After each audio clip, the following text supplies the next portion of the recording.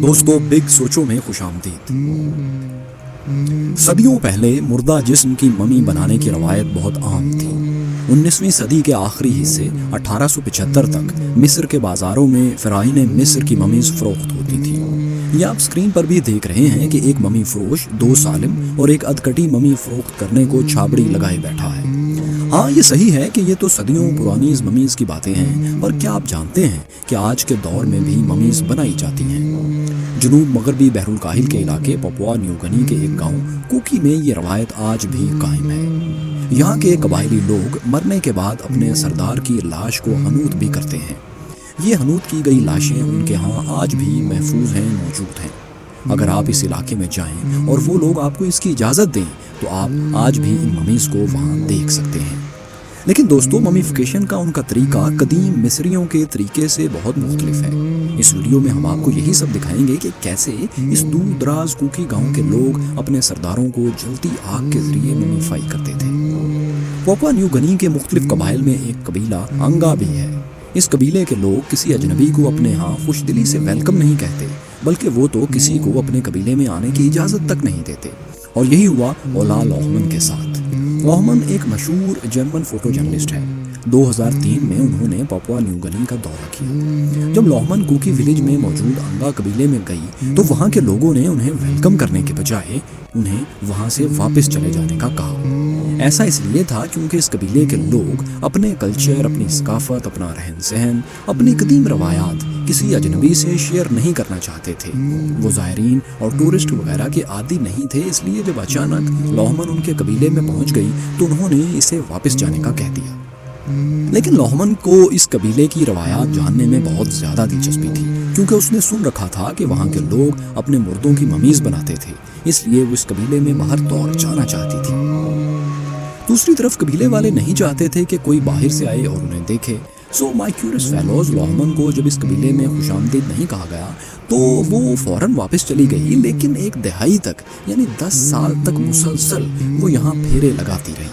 ہر بار جب وہ واپس آتی تو قبیلے والوں سے یہی کہتی کہ اس کے آنے کا مقصد صرف یہ جاننا ہے کہ یہاں کے لوگوں کا طرز زندگی کیا ہے۔ وہ اس پر ریسرچ کرنا چاہتی ہے کہ یہاں کے رہنے والے کیسے زندگی گزارتے ہیں اور اپنے پیاروں کی وفات کے بعد ان کی آخری رسومات کیسے ادا کرتے ہیں۔ لوہمن کے بار بار آنے کی وجہ سے قبیلے والوں کے رویوں میں تھوڑی سی لچک آ گئی اور لوہمن کو قبیلے کے بارے میں جاننے کا موقع مل گیا۔ اسی طرح ایک دن لوہمن کی ملاقات جمیتا سو نامی قبیلے کے بزرگ سردار سے ہوئی۔ جمیتا سو نے لوہمن کو قبیلے کی قدیم روایات کے بارے میں بتایا اور اس خواہش کا اظہار بھی کیا کہ وہ چاہتے ہیں کہ جب ان کی موت ہو تو ان کے جسم کو ممیفائی کیا جائے، ان کی ممی بنائی جائے۔ دوستو، انگا قبیلہ قدیم مصریوں کی طرح اپنے پیاروں کو مرنے کے بعد امر کرنے کی غرض سے ممیفیکیشن کا سہارا لیتا ہے، لیکن حنوط کرنے کا ان کا طریقہ قدیم مصریوں سے بہت زیادہ مختلف ہے۔ بگ سوچو کی ایک ویڈیو میں قدیم مصری ممیز کو بنانے کا طریقہ ڈیٹیل سے ہم آپ کو دکھا چکے ہیں۔ ہم دکھا چکے ہیں کہ کیسے وہ جسم کے اندر موجود دل کے علاوہ تمام اعضاء کو نکال دیا کرتے تھے اور پھر جسم کو پٹیوں سے لپیٹ دیتے تھے۔ لیکن یہاں انگا قبیلے میں ممیفیکیشن کا پروسیس بالکل مختلف ہے۔ انگا ٹرائب کے لوگ اپنے مردوں کو جلتی آگ کے دھوئیں میں اسموک کرتے ہیں۔ یہ آگ مسلسل 3 ماہ جلتی رہتی ہے اور اس آگ کی تپش میں مردے کا جسم رکھا جاتا ہے، لیکن اس بات کا بھی خیال رکھا جاتا ہے کہ آگ جسم کے کسی حصے کو نہ چھونے پائے۔ صرف آگ کے دھوئیں میں باڈی کو اسموک کیا جاتا ہے اور ممیفائی کیا جاتا ہے۔ اس قبیلے کے لوگوں کا یہ ماننا ہے کہ اس عمل سے جسم کے گلنے سڑنے کا عمل رک جاتا ہے اور اس طرح انسانی جسم کی ممی بنا کر اسے ہمیشہ کے لیے سٹور کر لیا جاتا ہے۔ جسم کو مسلسل دھوئیں پر رکھنے سے یہ سوجنا شروع ہو جاتا ہے اور جب یہ سوج جاتا ہے تو ایک لمبی لکڑی کی مدد سے اس میں سے سیال مادہ یعنی تمام لیکوڈ فلوئڈ نکال دیا جاتا ہے۔ ممیفیکیشن کے اس پورے عمل کے دوران ممیفائرز یعنی جو اسے ممیفائی کر رہے ہوتے ہیں پہلے دن سے آخری لمحے تک لاش کے پاس موجود رہتے ہیں۔ وہ اس بات کی مکمل یقین دہانی کرتے ہیں کہ مرنے والے کا کوئی بھی حصہ حتیٰ کہ اس کے جسم سے نکلنے والا فلوئڈ بھی لیکوڈ بھی زمین کو ٹچ نہ کرے، کیونکہ ایسا سمجھا جاتا ہے کہ اگر مرنے والے کا جسم یا اس کے کسی بھی حصے نے زمین کو چھو لیا तो ये बदकिस्मती की अलामत होगा और कबीले के साथ कुछ बुरा भी हो सकता है। इस ममीफिकेशन का, इस हनूत करने का सबसे अहम हिस्सा चेहरे को असल हालत में बरकरार रखना होता है। जितना मुमकिन हो सके ये लोग मुर्दा इंसान के जिस्म को उसकी असल हालत में रखने की कोशिश करते हैं। दोस्तों, चेहरों को महफूज रखने की एक वजह इस कबीले के लोगों का ये ईमान है कि मरने के बाद रूहें दिन भर आज़ाद घूमती रहती हैं, लेकिन रात को वो वापस अपने जिस्म में जहाँ से निकली थी आ जाती हैं। अपने जिस्म की पहचान ये रूहें चेहरा देख कर करती हैं।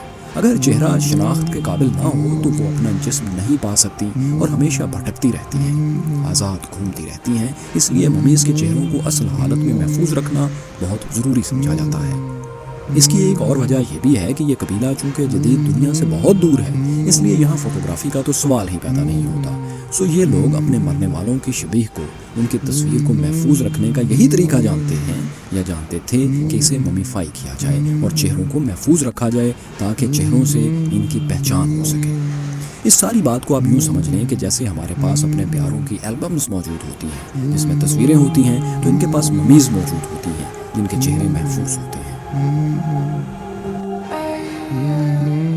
अंगा कबीले के लोग ममीफिकेशन इसलिए करते थे क्योंकि उनके नज़दीक लाश को ज़मीन में मट्टी तले दबाकर वो उसे भूल जाएंगे, लेकिन ममी बनाकर सामने रखकर वो हमेशा इसे याद रखेंगे, बल्कि इसके साथ रहेंगे। वो इन ममीज़ को गांव के करीब मौजूद ऊंची चट्टान के दहाने पर बिठा देते थे।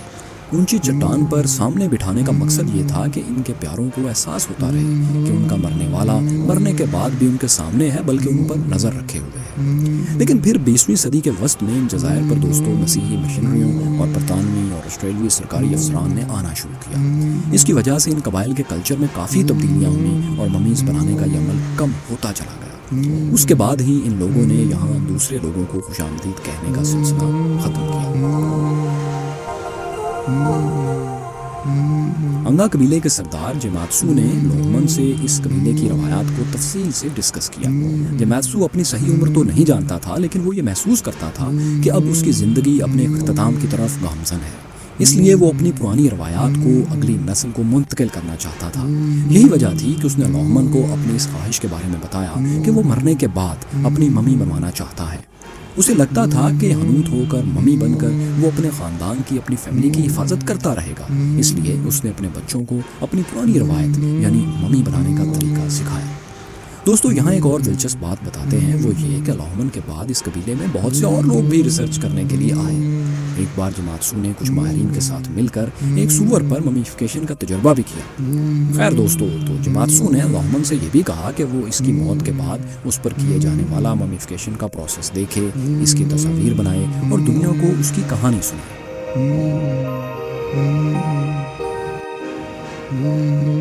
जाहिर है अब जेमात्सू की मौत के बाद उसके बेटों ने ही ये सारा ममीफिकेशन का अमल करना था। सो उसने जब अपने बेटों से अपनी ख्वाहिश का इजहार किया तो पहले तो उन्होंने अपने बाप की इस ख्वाहिश के खिलाफ मुज़ाहमत की। इसकी वजह वही थी जो हम आपको पहले बता चुके हैं कि 20वीं सदी के वस्त से यहाँ ममीफिकेशन का सरदारों को हनूत करने का अमल रुक गया था, बल्कि ना होने के बराबर था। और अब वक्त के साथ कबीला भी बहुत थोड़ा रह गया था। कबीले के बहुत से लोग बंदरगाहों के करीब आबाद हो रहे थे, उन शहरों में जहाँ अच्छा रोज़गार था। ये ग्लोबलाइजेशन का असर था। लेकिन जेमात्सू मुसलसल अपने बेटों को अपनी ख्वाहिश के बारे में आगाह करता रहा, क्योंकि उसके लिए आज भी उसकी पुरानी रवायात बहुत अहम थी। कम से कम उसकी मौत के बाद उसकी मम्मी बना दी जाए, उसके लिए बहुत अहम था। आखिरकार उसके बेटों ने उसकी बात मान ली।